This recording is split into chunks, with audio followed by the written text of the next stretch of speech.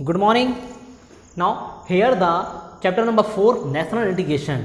This is the topic of your textbook social science MP board class 8. आज हम इसका part 3 और final part discussion करेंगे national integration का. ठीक है, तो now today we will discuss about disruptive forces of national integration. Now in previous class we had study about promotional forces of national integration कि नेशनल इंटीग्रेशन की promotional forces क्या क्या हैं, यानी नेशनल इंटीग्रेशन को बढ़ाने वाले ऐसे कौन कौन से फोर्सेस हैं. ठीक है, तो हमने उसमें fundamental rights, fundamental duties, secularism, national symbol, tourism and national integration के बारे में पढ़ा हुआ था. ठीक है, now here we will discuss about these 5 points of disruptive forces of national integration. कि डिसरप्टिव का मतलब बेटा नेशनल इंटीग्रेशन को डिस्टर्ब करने वाले फोर्सेस, कि ऐसे फोर्सेस कि जो नेशनल इंटीग्रेशन को हार्म कर रहे हैं, नुकसान पहुंचाने की कोशिश कर रहे हैं. Here one by one we have discuss about communalism, second linguism, third casteism, fourth terrorism and fifth separatism. First point communalism means सांप्रदायिकता. मैं आपको डिस्कस करके समझाऊंगा क्या मतलब है सांप्रदायिकता का. सेकंड पॉइंट लिंग्विज्म भाषावाद, थर्ड कास्टिज्म जातिवाद, फोर्थ टेररिज्म आतंकवाद एंड फिफ्थ सेपरेटिज्म का मतलब अलगाववाद. नाउ वेरी फर्स्ट हम इसका इंट्रोडक्शन देखते हैं. You have learned earlier that national integration was never a problem in ancient India as the entire nation was bound.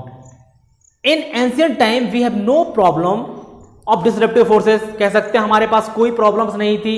ठीक है, हम बहुत अच्छे से रहते थे, हमारे नेशनल इंटीग्रेशन को कोई खतरा नहीं था. बट लिखा है यहाँ पर bound with the fabric of unity. In fact a plan moved to promote dividing forces in the country was initiate in the 19th century with the propaganda of race theory. In this race theory effort were made to alienate people from each other. कि जब हम बात करते हैं 19th century में तो race theory आई, यानी जातिवाद की थ्योरी आई कि लोगों को जातियों में बांटा गया. तो सबसे बड़ी प्रॉब्लम यहाँ से शुरू होती है. जातियों में बांटने के बाद एक कास्ट थ्योरी आप कह सकते हो, रेस थ्योरी आप इसको कह सकते हो. ठीक है, यहाँ पर लोग अलाइंट होने लगे, अलग अलग होने लगे. ठीक है, तो वहीं पर हम देखेंगे अब वेरी फर्स्ट कम्युनलिज्म सांप्रदायिकता. The word communalism has originate from community. Communalism means feeling of superiority for one community and it's faith. सबसे पहले आपको यहां पर यह समझना कि कम्युनलिज्म का मतलब क्या होता है. जब लोग किसी पर्टिकुलर कम्युनिटी से बिलोंग करते हैं तो उन कम्युनिटी को सुपीरियर मानते हैं, सबसे ऊपर मानते हैं. उसके अलावा उनको और कोई कम्युनिटी, कोई फेथ नहीं दिखाई देता. तो यहां पर कहने का मतलब यह है कि communalism means feeling of superiority for one community, कि एक ही कम्युनिटी को लेकर हम सुपीरियर हो जाएं, कि नहीं हमारी कम्युनिटी सही है, हम सही है, हम जो कर रहे हैं वो सही है, बाकी हम दूसरों की कम्युनिटी को, दूसरों की क्या कहना चाहिए, जो कम्युनिटी है उसको हमने क्या कर दिया, निग्लेक्ट कर दिया. That is the means of communalism and that of inferiority for the other and to keep the interest of community above national interest. Problems यहां पर यह है कि कम्युनलिज्म में क्या हो रहा है कि लोग अपनी कम्युनिटी के इंटरेस्ट को नेशनल इंटरेस्ट से ऊपर समझ रहे हैं. वहीं पर सबसे प्रॉब्लम है कि हमारे लिए देश सबसे पहले होना चाहिए, कम्युनिटी तो बाद में आएगी. तो that is means the communalism. सबसे पहली फीलिंग यहां पर यह लिखी, communalism means feeling of superiority and inferiority of other community. की फीलिंग किस चीज की, सुपीरियरिटी को, सुपीरियरिटी अपनी सुपीरियरिटी को लेकर, कि अपनी कम्युनिटी की फीलिंग्स को हम सुपीरियर मान रहे हैं. तो ये नहीं होना चाहिए. नाउ इसके बारे में एक छोटा सा डिस्कशन आपकी बुक में लिखा है. There is no harm in having many religion but when people think of the interest of one religious community above the national interest it certainly harms the unity and integrity of our country. We should consider the national interest above all. National interest का मतलब बेटा राष्ट्र हित होता है, देश हित होता है, कि देश हित से पहले हमारे पास कुछ नहीं होना चाहिए. बट यहां पर क्या लिखा है कि there is no harm in having many religious but when people think of the interest of one religion. लेकिन यदि देखें कि यहां पर डिफरेंट कास्ट के लोग रह रहे हैं, उनमें कोई प्रॉब्लम्स नहीं है. ठीक है, प्रॉब्लम्स नहीं है, लेकिन जब वो लोग अपने धर्म को सुपीरियर मानने लगते हैं तब प्रॉब्लम्स आती है कि अपने धर्म को, अपनी कम्युनिटी को वो क्या कर रहे हैं, नेशनल लिए खतरा है, हमारे नेशनल यूनिटी के लिए, इंटीग्रिटी के लिए खतरा है। नो तो सेकेंड पॉइंट, लिंग्विज्म यानी भाषावाद। India is a country of many language and dialects. हमारे यहाँ पर बहुत सारे लैंग्वेजेस बोले जाते हैं, बहुत सारी बोलियां बोली जाती हैं। Now it is obvious that we love our mother tongue and dialect, we use it in our daily activities. Most of the people of a region understand their mother tongue only. Therefore, regional language is recognized as the official language of the state concerned. It is in accordance to the democratic spirit. It is easier to import education through mother tongue.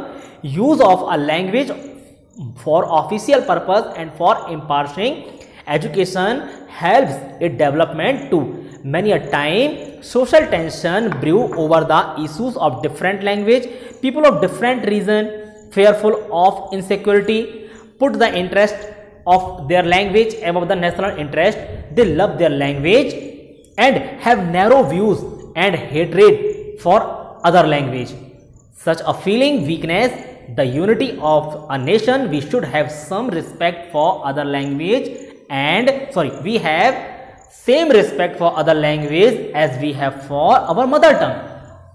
India की बात करें तो India एक ऐसी country जहां पर आपको different type की भाषा बोलने वाले लोग मिलेंगे, डिफरेंट टाइप की बोलियां बोलने वाले लोग मिलेंगे, ठीक है। लेकिन यहाँ पर हमने मदर टंग की बात की कि मोस्ट ऑफ लोग जो है, मोस्ट ऑफ पीपल्स से उनको मदर टंग समझ में आती है, ठीक है। मदर टंग में उनको एजुकेशन चाहिए, मदर टंग में उनको ऑफिशियल वर्क चाहिए।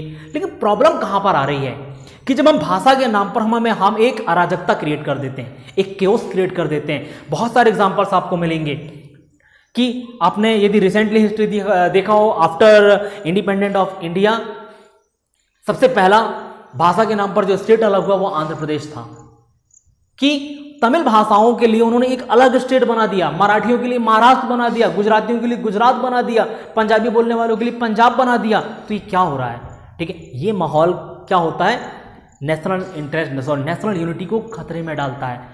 यहाँ पर लोग सिर्फ अपनी लैंग्वेज को इंपॉर्टेंस देने लगते हैं, लेकिन हमारा संविधान क्या कहता है कि we should have same respect for other language, कि हमको जैसे हम अपनी लैंग्वेज से प्यार करते हैं किसी और के लैंग्वेज के साथ भी हमको ऐसा ही प्यार करना चाहिए और उनकी रिस्पेक्ट करनी चाहिए। Now the third and major problem for our national integration that is called casteism, जातिवाद। ये तो इंडिया के इंडिपेंडेंट होने से पहले से चला आ रहा है, ठीक है, और ये आज तक समाज में व्याप्त है, जो कि समाज को खोखला कर रहा है। तो casteism is a major problem of national integration. And now here मैंने आपको यहां पर 1 2 3 4 5 पॉइंट्स मैंने अलग अलग सॉर्ट आउट किए हैं कास्टिज्म की। यदि हम एंशिएंट टाइम पर देखें तो एंशिएंट टाइम में वर्ण सिस्टम था हमारे पास, ठीक है। वर्ण सिस्टम जब हम 4 वर्णों में डिवाइड थे तो वो भी कास्टिज्म का एक प्रकार था। लेकिन आवर एंशिएंट वर्ण और caste system was based on the occupation of many casteism is a big obstacle in the path of national integration। लेकिन जब हम वैदिक पीरियड की बात करें तो जो वर्ण सिस्टम था, वर्ण सिस्टम बाय बर्थ ना होकर बाय वर्क हुआ करता था। धीरे धीरे करके टाइम चेंज हुआ और वर्ण सिस्टम को बाय बर्थ कर दिया गया, ठीक है। By birth and by work में डिफरेंस थोड़ा सा है कि लोग ब्राह्मण, क्षत्रिय, वैश्य, शूद्र इन 4 पार्ट में डिवाइडेड थे। तो उस पार्ट में डिवाइड होने के साथ साथ क्या था कि जो बड़ा होकर पढ़ा लिखा हो गया उसको ब्राह्मण की कैटेगरी में रख दिया जाता था। जो लड़ाई झगड़े में आ गया, देश के लिए लड़ रहा है, वीर है, उसको क्षत्रिय बना दिया गया। लेकिन धीरे धीरे करके समाज का स्वरूप चेंज होता गया, सोसाइटी चेंज होती गई और वो बाय वर्क ना होकर बाय बर्थ हो गया। यानी ब्राह्मण के खानदान में पैदा होने वाला लड़का ब्राह्मण ही कहलाएगा, जो क्षत्रिय के यहाँ पैदा हुआ वो क्षत्रिय, जो वैश्य के यहाँ पैदा हुआ वो वैश्य, और जो शूद्र के यहाँ पैदा हुआ वो शूद्र ही कहलाएगा, ठीक है। तो यहाँ पर फिर उनका वर्क काम में नहीं आने लगा। तो ऐसा ही कास्टिज्म जो है आज तक चल रहा है हमारे यहाँ पर, ठीक है। उसके कुछ डिफेक्ट ऑफ कास्टिज्म ये जो हैं ये मेजर डिफेक्ट्स हैं, ठीक है। इसको आप मेजर डिफेक्ट्स कह सकते हो, यानी सबसे बड़ा डिफेक्ट है ये, सबसे बड़ा झोल कह सकते हो आप इसको। तो सबसे पहला यहाँ पर जो लिखा है, divide society into high and low class, ठीक है। कास्टिज्म ने क्या किया है, caste system divide society into high and low classes, कि भैया तुम ऊंची जाति के लोग हो, ये छोटी जाति के लोग हैं। तो कास्टिज्म ने ये चीज बरकरार की है। लेकिन जब हम स्कूल में पढ़ते हैं बेटा, तो स्कूल में हम क्या करते हैं, ठीक है, स्कूल में हमारी इक्वलिटी बनाने के लिए ही जो हम ड्रेस पहन के आते हैं स्कूल में, छोटे छोटे बच्चे, उन ड्रेसेस से पता नहीं चलता भैया कौन से गरीब खानदान का बेटा है। तो यहाँ पर डिस्क्रिमिनेशन नहीं होता बच्चों के अंदर, ठीक है, बच्चों को सेम किया जाता है।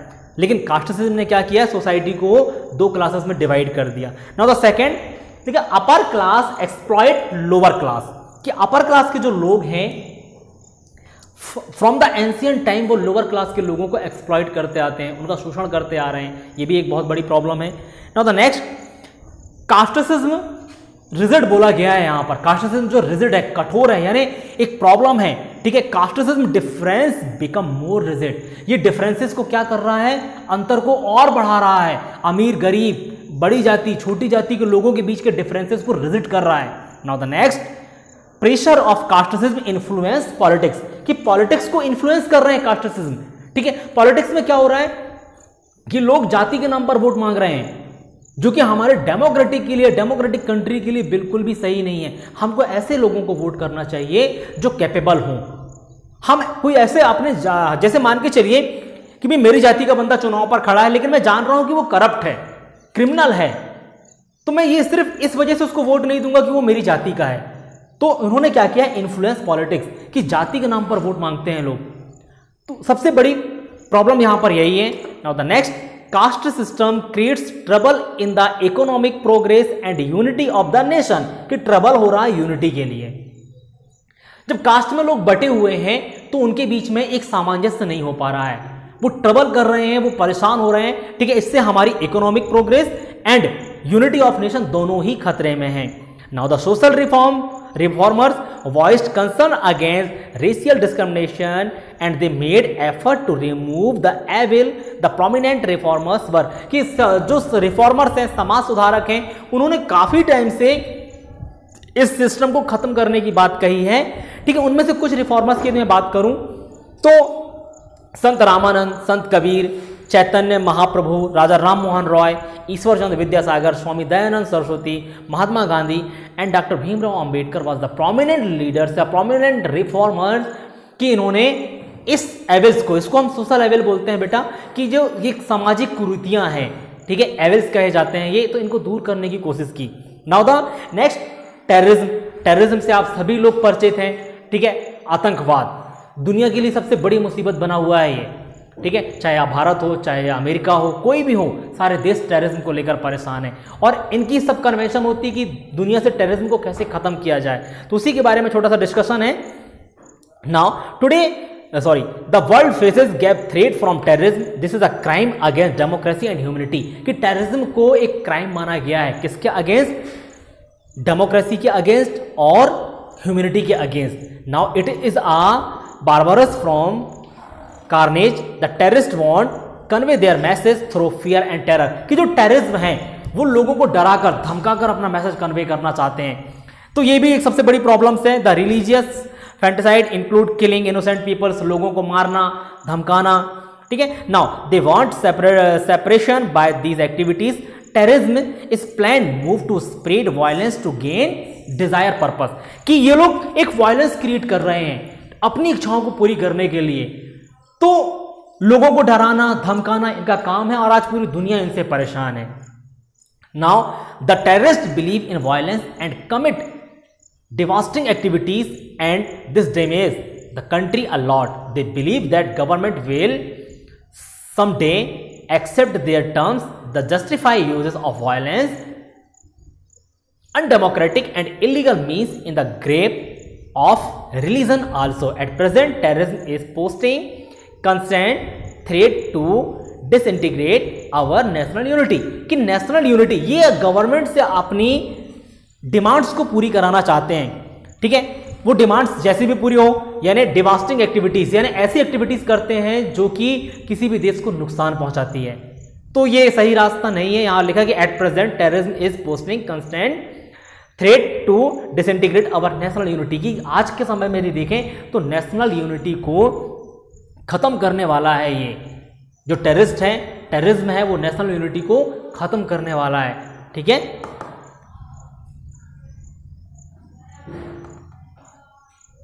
And now the fifth point, separatism, अलगाववाद, कि हम खुद को दूसरों से अलग कैसे करें, खुद को सुप्रीम कैसे बनाएं, वो कहलाता है सेपरेटिज्म। यहां पर लिखा है the most disturbing state of regionalism give birth to separatism, कि वो स्टेट जहां पर रीजनलिज्म ज्यादा है, क्षेत्रवाद ज्यादा है, वहीं पर सेपरेटिज्म होता है। ठीक है, यहां लिखा है कि to demand an independent state out of the country, कि अपनी कंट्री से अलग एक इंडिपेंडेंट स्टेट बनाना चाहते हैं अपने आप को, तो वो क्या है सेपरेटिज्म, की कंट्री से अपने आप को अलग करना।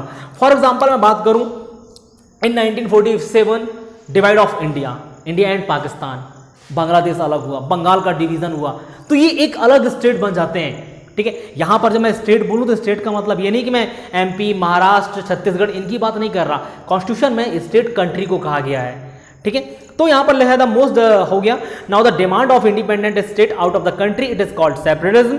Now the people of various caste and language have here sometimes feeling of being ignored inspire them to make demand for a separate state. ठीक है, तो सेपरेट स्टेट की डिमांड करना ही सेपरेटिज्म है, अपने आप को कंट्री से अलग करना। ठीक है, कंट्री से अलग करके एक नई कंट्री बनाना, एक नया स्टेट बनाना ही सेपरेटिज्म कहलाता है। The border states are often mostly influenced by such feelings and resulted in strong feeling of separatism. अब देखिए जो बॉर्डर के स्टेट्स होते हैं, ठीक है, कि बॉर्डर के स्टेट्स यानी इंडिया के बॉर्डर पर बसे हों, ठीक है, तो छोटे छोटे स्टेट क्या होते हैं, इनमें सेपरेटिज्म की फीलिंग ज्यादा होती है कि क्यों ना हम अपने आप को सेपरेट कर लें, अलग कर लें।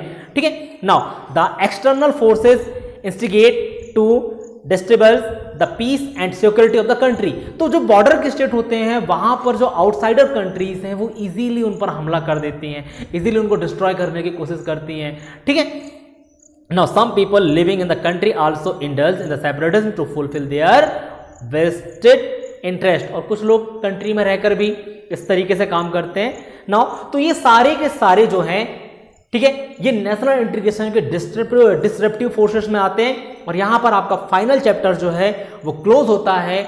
नेक्स्ट क्लास में हम इसके क्वेश्चन आंसर पर डिस्कशन करेंगे। Thank you so much.